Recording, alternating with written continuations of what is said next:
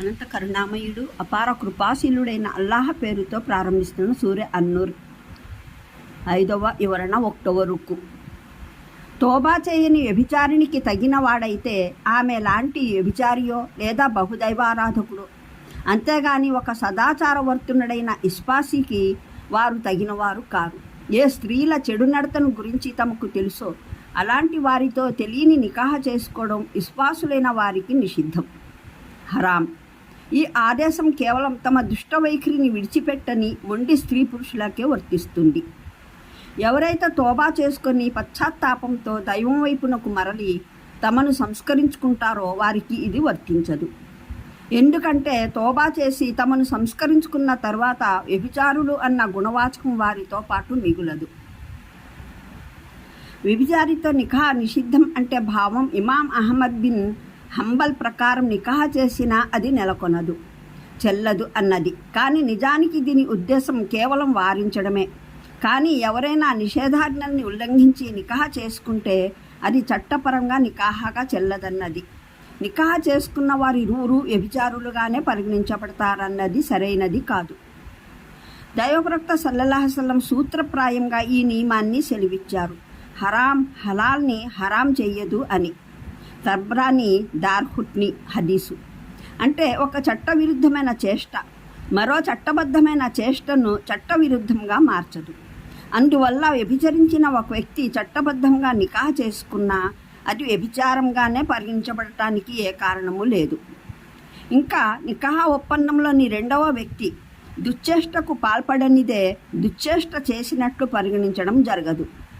సూత్రప్రాయంగా ఒక్క తిరుగుబాటు తప్ప మరే చట్టవిరుద్ధమైన చేష్ట అయినా దాన్ని చేసిన వారిని చట్ట బహిష్కృతులు మార్చవు.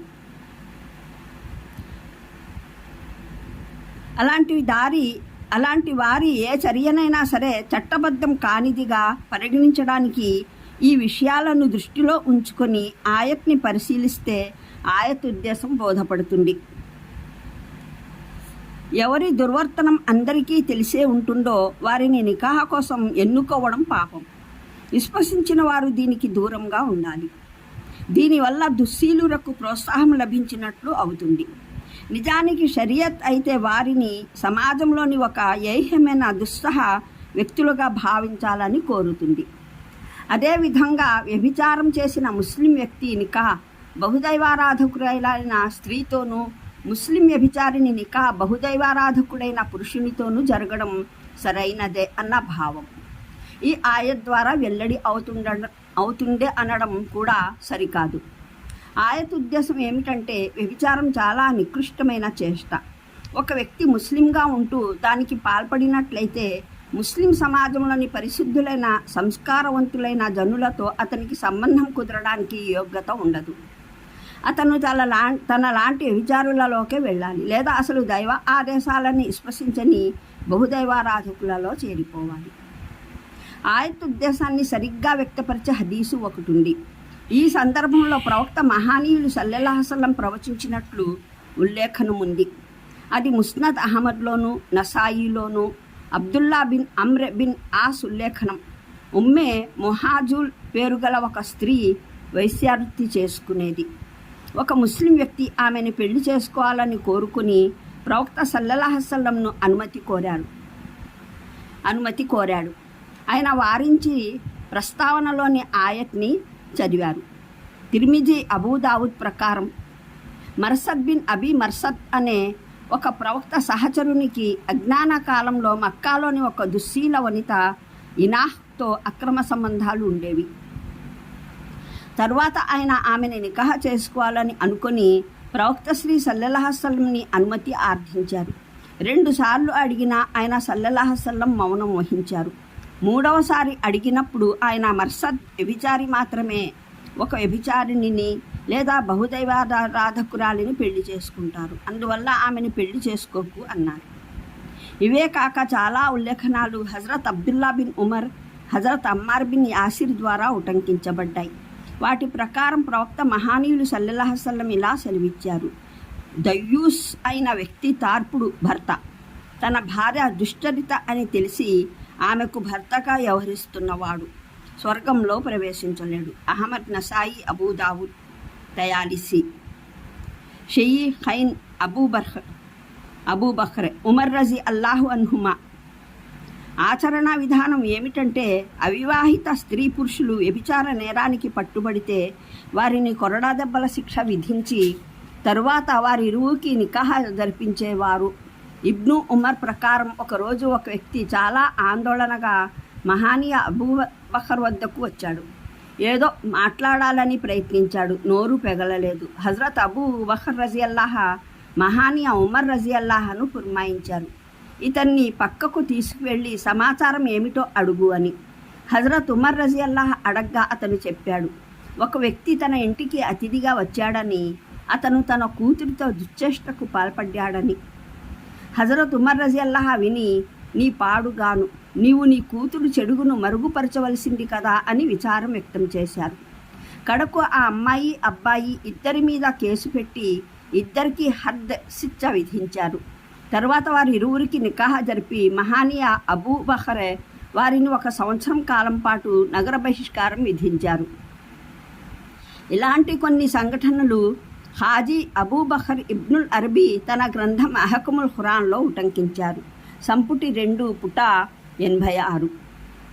ఈ ఆదేశానికి ఉద్దేశం ఏమిటంటే, సమాజంలో జనుల మధ్య ప్రణయగ్రాధల ప్రస్తావనల, అక్రమ సంబంధాల చర్చలకు పూర్తిగా మూతపడాలి. ఎందుకంటే దీనివల్ల అసంఖ్యాకమైన చెడులు వ్యాపిస్తాయి.